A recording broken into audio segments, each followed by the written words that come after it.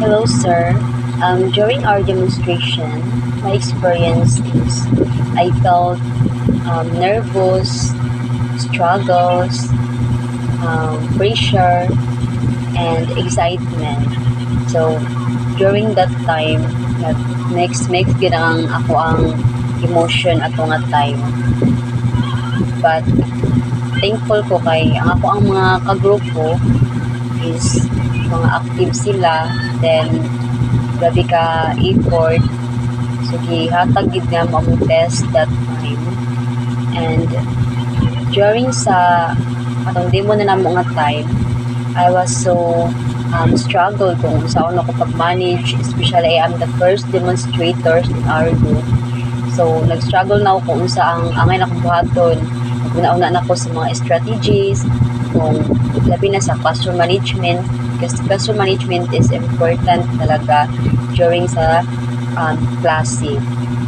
And dito, I have learned um, many ideas from other groups. So, enjoy kaya to nga time kay aside sa kanang mga activities, ay hatag-hatag og mga prizes, syempre.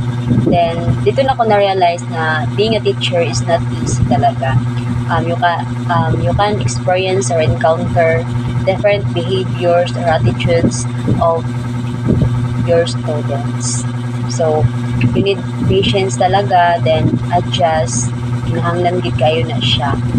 And kadto nga time before to nahitabo sa among demonstration, syempre preparation, grabe ginamong kuan ato, grabe ginamong pag ready gid ato nga time, pag practice, many sleepless nights, but thankful gihapon kay the result is good.